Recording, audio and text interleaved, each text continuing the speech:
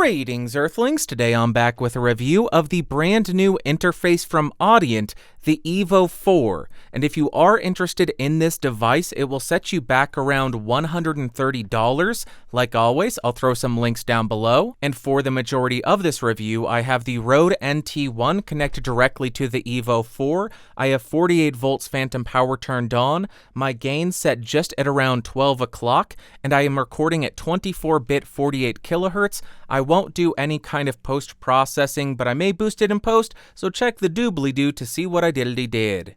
And now let's talk about what comes in the box. But people are saying I'm becoming too violent, so good box. Just kidding!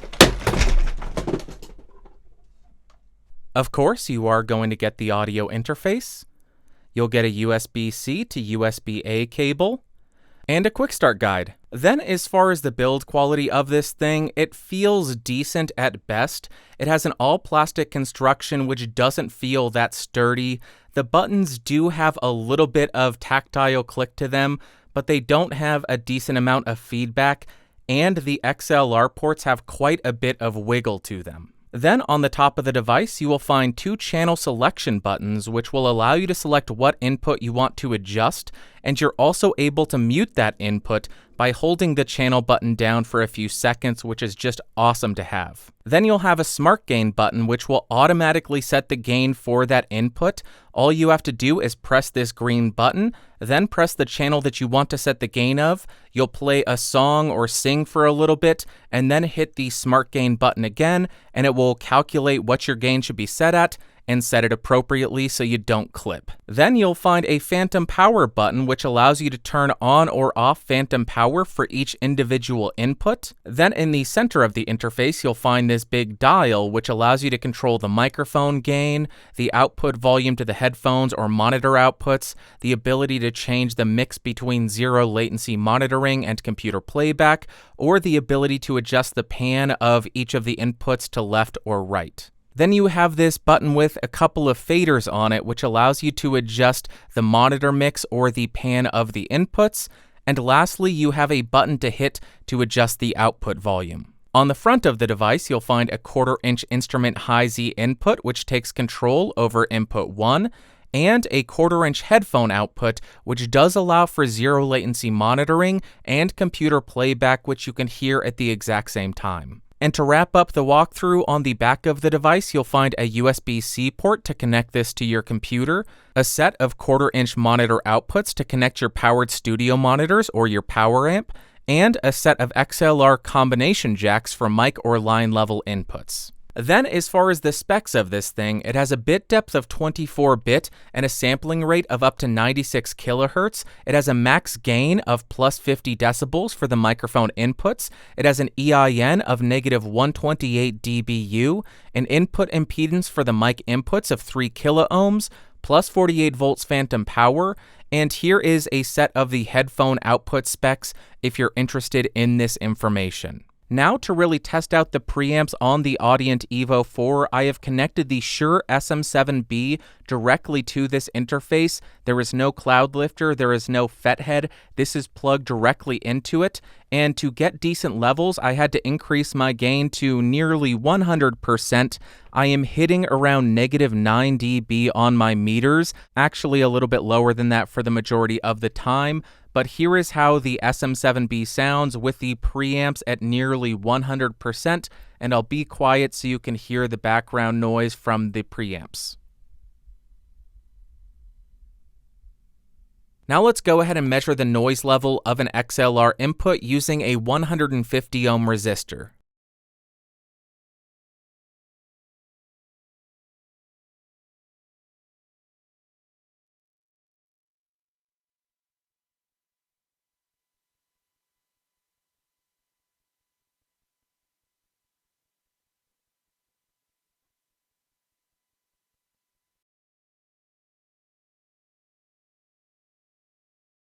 Now I want to demo the smart gain feature, so first thing I'm going to do is increase my gain to the point where I'm clipping, and here we are. I have set my gain to 100% insanely distorted.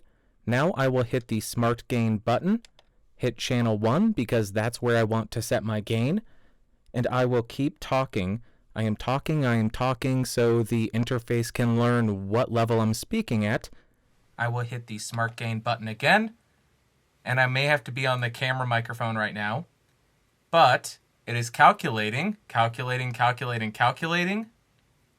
and come on. And there we go. Now it has set my gain to a level that is appropriate. I am not clipping, and it set the gain so I'm hitting between -18 and -9 decibels, which is perfect. That's the exact level you should be recording at. If you're live streaming, you may need to boost that a little bit more in post before it goes live, but that's how that smart gain feature works. Amazingly useful, especially for beginners who don't know anything about setting their gain level. Okay, now something that's really cool about the Evo 4 is that it actually allows you to capture loopback audio, meaning you're able to record anything that's being played out of your computer. So they do actually have instructions on how to do this in the manual, but I will walk you through it very quickly in the Mac so you can see how it's done. On the Mac, the first thing you'll do is open up your audio MIDI setup. Then once you've done that, you'll select the Evo 4 so you can adjust some settings in there. On the Output tab for the Evo 4, you will click on Configure Speakers. And when you first open this, it will have main output left and main output right selected.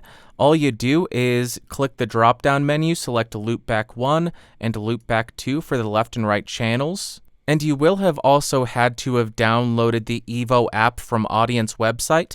And when that's open, you will have this E in your taskbar.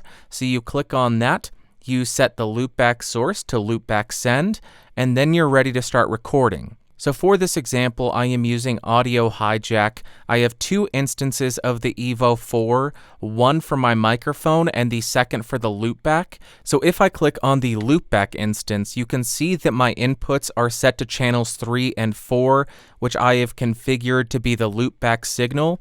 So now I have a song queued up in Apple Music. I will hit play.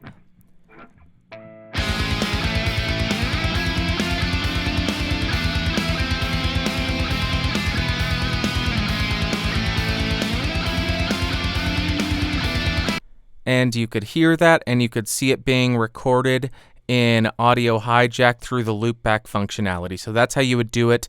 And the last thing that I want to demonstrate using the screen capture is the fact that you're actually able to control the gain of the preamp via your DAW. So you can see right here in Logic Pro, I have this little gain dial and it says 23. So my gain is set at 23 dB or something like that. And I can go ahead and decrease this to decrease the gain of the actual preamp on the interface, or I can conversely increase the gain to increase the gain on the preamp. How cool is that? You can actually control it via your software as opposed to having to grab the dial on the device. Okay, at a sample rate of 48 kilohertz and an I/O buffer size of 64 samples, we have a 9 millisecond round trip latency or 4.5 milliseconds output. When we jump to 128 samples, 11.5 milliseconds round trip or 5.7 milliseconds output. And when we jump to 256 samples, 17 milliseconds round trip or 8.5 milliseconds output. And then with a sample rate of 96 kilohertz and an I/O buffer size of 64 samples, we have 7.5 milliseconds round trip or 3.5 milliseconds output. When we jump to 128 samples, 9 milliseconds round trip or 4.3 milliseconds output. And when we jump to 256 samples, we have 11.6 milliseconds round trip or 5.7 milliseconds output. Next, I want to demonstrate the instrument input on this thing, so I am going to play an electric guitar and an electric bass without any amp simulator so you can hear how the DI input sounds, and then I will throw on some amp sims and play it in a full mix.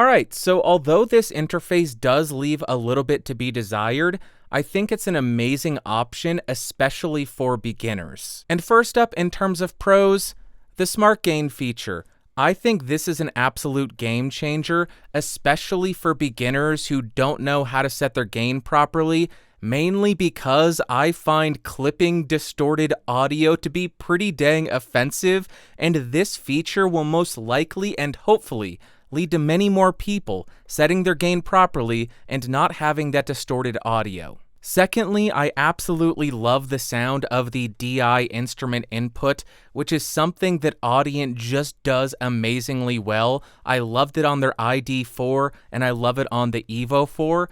Thirdly, the loopback functionality is an amazing feature to have, especially if you want to capture your computer playback for a stream or you want to capture a Skype call for a podcast. Additionally, I love the fact that you can turn on or off phantom power individually for each channel.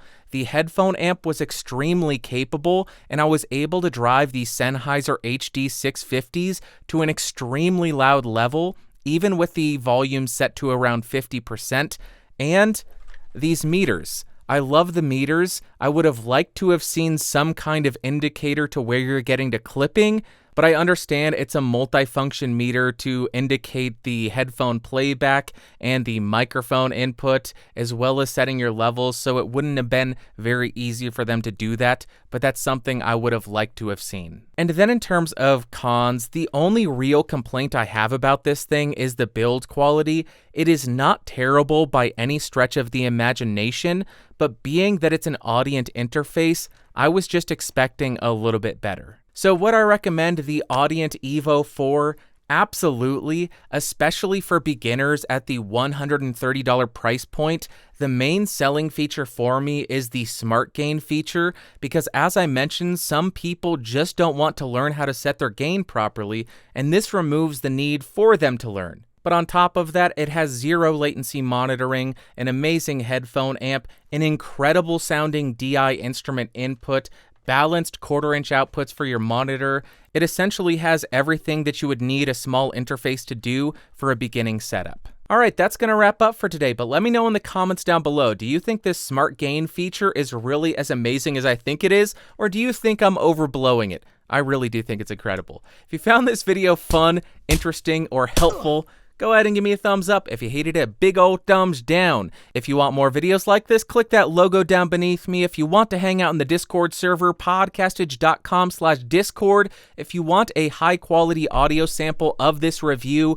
without YouTube's compression, I will link it in the description.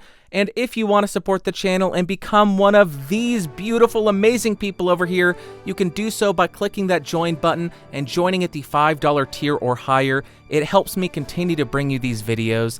Thank you all so much for watching. Thank you so much for listening. I'll talk to you next week. Bye.